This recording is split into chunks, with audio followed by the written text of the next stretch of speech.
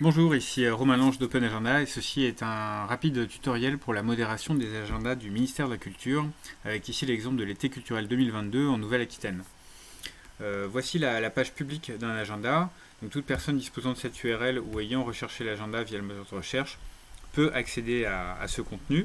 On voit actuellement qu'il y a 117 événements dans l'agenda. On peut aller chercher les événements passés et puis explorer l'agenda via un moteur de recherche, une carte géographique, un sélecteur de dates et des filtres sur les différentes catégories qui sont mises en place.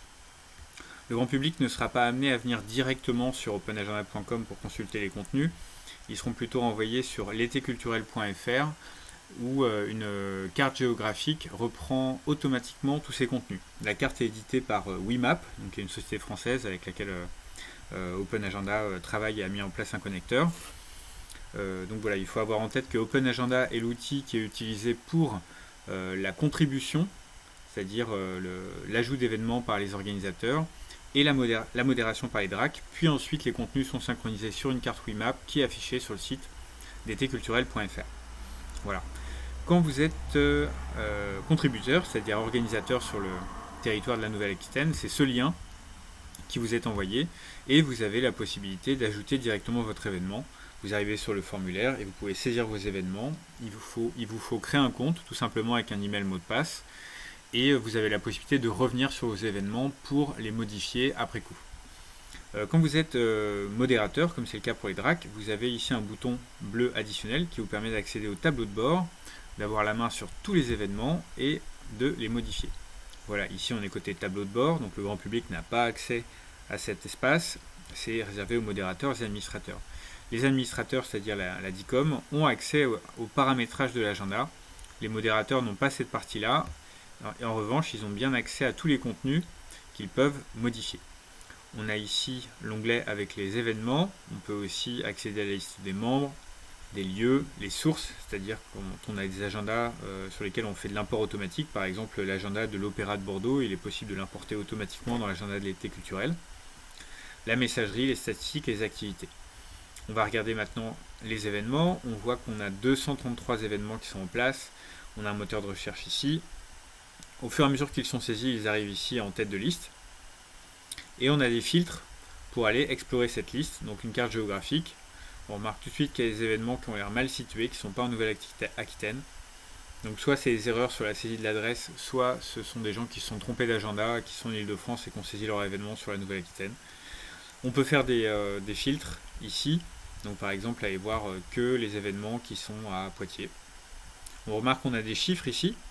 Et donc voilà, il est assez amusant de remarquer qu'il y a plus d'événements annoncés à Poitiers qu'à Bordeaux. Donc voilà, il suffit de cliquer pour lancer un filtre. Et on peut filtrer par statut aussi.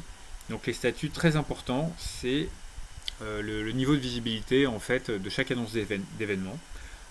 Par défaut, tout événement ajouté est en statut à modérer, c'est-à-dire qu'il n'est pas public. C'est seuls les modérateurs et le contributeur ont accès aux annonces d'événements qui ont été faits à cette étape. Et tout le travail de modération, ça va être justement de modérer ces événements. Alors si on regarde les derniers événements ajoutés, ils ont tous ce statut à modérer. On peut aller changer le statut directement ici, mais là le mieux c'est d'aller voir l'événement en question, d'aller contrôler que les textes sont sans faute d'orthographe, que l'image est de bonne qualité.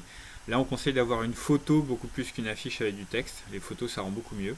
Et le texte de toute façon on l'a ici déjà dans les champs texte, donc c'est pas très utile d'avoir une affiche avec du texte. Si tout est bon, qu'il n'y a pas de faute d'orthographe, que les informations ont l'air correctes et que ça rentre dans l'axe éditorial de l'été culturel, alors vous pouvez modifier le statut.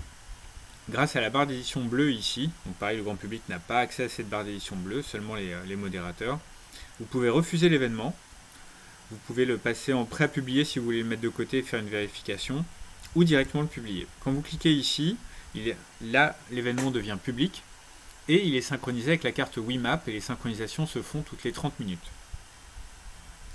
Vous avez également la main pour modifier l'événement s'il y a une simple faute de frappe ou un petit correctif à faire. Si la fiche événement est pleine de fautes, nous conseillons de ne pas corriger directement, mais d'écrire à l'organisateur, au contributeur, directement un message ici en lui disant de faire attention à son orthographe, à sa syntaxe, à la ponctuation. Et c'est beaucoup plus productif que de corriger pour lui, comme ça il fera attention sur ses futures saisies. Dans l'attente, vous pouvez soit refuser l'événement en attendant sa réponse, soit le mettre un peu de côté en prêt à publier. Là, l'événement n'est pas publié, mais au moins vous l'avez sorti de la liste en modération puisque vous avez commencé à faire du contrôle. Voilà, vous avez d'autres actions qui sont disponibles, vous pouvez mettre des événements en une. Ça, a priori, vous n'en aurez pas besoin sur cette opération, mais c'est toujours possible. Vous pouvez dupliquer un événement, si par exemple un événement, c'est une exposition itinérante, où ça se passe sur 2 lieux, ou alors il y a une variante avec une visite libre plus une visite guidée. Vous pouvez garder la visite libre, dupliquer et annoncer la visite guidée. Voilà, sur un autre horaire, par exemple. Vous pouvez marquer l'événement comme annulé. Si un événement a eu peu de visibilité encore et très vite annulé, vous pouvez le supprimer directement. S'il a eu le temps d'avoir un petit peu de visibilité, c'est mieux de le marquer comme annulé, comme ça le public, s'il revient à la recherche de cet événement, ils vont le trouver et ils vont avoir l'information que c'est annulé. Voilà. En cas de questions complémentaires, vous pouvez cliquer ici sur le bouton Aide. Vous avez accès à la documentation. Donc, par exemple, ici, on peut chercher plus d'informations sur les statuts et les circuits de validation. Voilà. Sinon, vous pouvez nous écrire directement ici, et c'est généralement moi, Romain Lange, et mon collègue Brahim Wali qui répondront aux questions. Un petit complément sur la modération. Je fais rapidement les autres onglets. Donc là, vous avez les différents modérateurs, les différents membres de l'agenda, donc les administrateurs, la DICOM, les modérateurs, c'est l'équipe de la DRAC, et les 126 contributeurs sont les organisateurs locaux. Vous avez une fonction de publi-postage interne, vous pouvez écrire à tout le monde, vous pouvez exporter la liste des membres avec leurs coordonnées, et vous pouvez en inviter de nouveaux. Ensuite, vous avez les lieux. Donc là, chaque lieu est modifiable. Vous avez l'information s'il y a des événements associés ou pas. Alors, quand vous avez un lieu qui est créé mais qui n'a aucun événement associé, c'est souvent le signe qu'il y a un brouillon qui est en cours sur ce lieu. Les organisateurs ont la possibilité de commencer la saisie d'une fiche événement. Et s'ils ne peuvent pas aller au bout, ils peuvent enregistrer un brouillon en attendant d'avoir toutes les informations. Par exemple, si la fiche n'est pas prête ou s'ils attendent une confirmation, ils peuvent attendre. Et quoi qu'il en soit, vous pouvez contrôler et modifier ces lieux. Vous avez une fonction pour de dédoublonnage, donc vous pouvez fusionner des lieux qui seraient identiques. Et vous avez bien sûr un moteur de recherche. Ici les sources, donc là c'est la possibilité d'aller agréger un agenda qui existerait déjà. Donc par exemple, il y a Bordeaux Tourisme qui a son agenda en ligne. Donc vous pouvez taper Bordeaux Tourisme. Voilà, ils font déjà en partie ce travail de modération et de contrôle. Si vous trouvez que c'est intéressant la programmation de Bordeaux Tourisme, vous pouvez aller agréger leur programmation. Ça va faire de l'import automatique. Seulement là, attention, parce que dans l'agenda de l'été culturel, il y a des catégories qui ont été mises en place pour les événements qui n'existent peut-être pas dans Bordeaux Tourisme. Donc il faudra choisir dans quelle catégorie vous mettez les événements issus de Bordeaux Tourisme et éventuellement définir des équivalences. Là je vous laisse regarder et il y a une documentation aussi qui explique comment faire. Là il y a une messagerie interne, en fait ça reprend tous les messages qui sont échangés au niveau de chaque événement. Vous avez possibilité de faire des statistiques, de sortir des graphiques. Et enfin vous avez un historique d'activité. Donc là encore c'est une page qui répertorie toutes les actions. Et en fait le détail des actions est disponible sur chaque événement.